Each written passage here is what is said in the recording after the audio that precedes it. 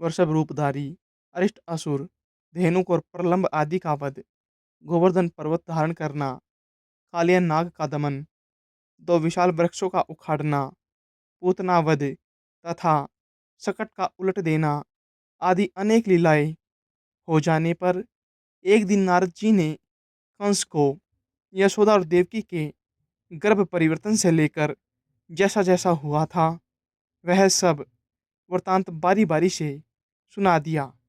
देवदर्शन नारद जी से ये सब बातें सुनकर दुर्बुद्धि कंस ने वासुदेव जी के प्रति अत्यंत क्रोध प्रकट किया। उसने अत्यंत कोप से वासुदेव को संपूर्ण यादवों की सभा में डांटा तथा समस्त यादवों की भी निंदा की और विचारने लगा कि ये बालक राम और कृष्ण जब तक पूर्ण बल प्राप्त नहीं करते उससे पहले मुझे इन्हें मार देना चाहिए, क्योंकि युवावस्था प्राप्त होने पर ये अजेय हो जाएंगे। मेरे यहाँ महावीर्यशाली चाणूर और महाबली मुष्टिक जैसे मल है। मैं इनके साथ मलयुद्ध कराकर उन दोनों दुर्बुद्धियों को मरवा डालूंगा। उन्हें महान धनुर्युग के मिथक से ब्रज से बुलाकर ऐसे ऐसे उपाय करूंगा जिससे वे नष्ट हो जाएं।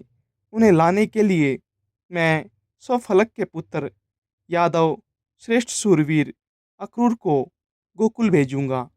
साथ ही वृंदावन में विचरने वाले घोर असुर केशी को भी आज्ञा दूंगा, जिससे वह महाबली दैत्य उन्हें वहीं नष्ट कर देगा। यदि किसी प्रकार बचकर वे दोनों वसुदेव पुत्र मेरे पास आ भी गए तो उन्हें मेरा कुल्यापिड़ हाथी मार डालेगा। ऐसा सोचकर उस दुष्ट आत्मा कंस ने वीरवर राम और कृष्ण को मारने का निश्चय कर अक्रूर से कहा, हे दानपते, मेरी प्रसन्नता के लिए आप मेरी एक बात स्वीकार कर लीजिए। यहाँ से रथ पर चढ़कर आप नंद के गोकुल को जाइए। वहाँ वासुदेव के विष्णु अंश से उत्पन्न दो पुत्र हैं। मेरे नाश के लिए उत्पन्न हुए ये दुष्ट बालक वहाँ पोषित हो रहे हैं। मेरे यहाँ चतुर्दशी को धनुष यज्ञ होने वाला है, अतः आप वहाँ जाकर उन्हें मल्लयुद्ध के लिए ले आइए। मेरे चाणूर और मुष्टिक नामक मल्ल युगम युद्ध कुश्ती में अति कुशल है। उस धनुर्यज्ञ के दिन उन दोनों के साथ मेरे इन पहलवानों का द्वंद्व युद्ध यहाँ सब लोग देखे, अथवा महावत से प्रेरित हुआ कुवल्यापीड़ नामक गजराज उन दोनों दुष्ट वासुदेव पुत्रों को नष्ट कर देगा। इस प्रकार उन्हें मारकर मैं दुर्मति वासुदेव, नंदगोप और इस अपने मंदमती पिता उग्रसेन को भी मार डालूंगा। तदंतर मेरे वध की इच्छा वाले इन समस्त दुष्ट गोपों के संपूर्ण गोधन तथा धन को मैं छीन लूंगा। आपके अतिरिक्त ये सभी यादवगण मुझसे द्वेष करते हैं, अतः मैं बारी बारी से इन सभी को नष्ट करने का प्रयत्न करूंगा। फिर मैं आपके साथ मिलकर इस यादवहीन राज्य को निर्विघ्नता पूर्वक भोगूंगा।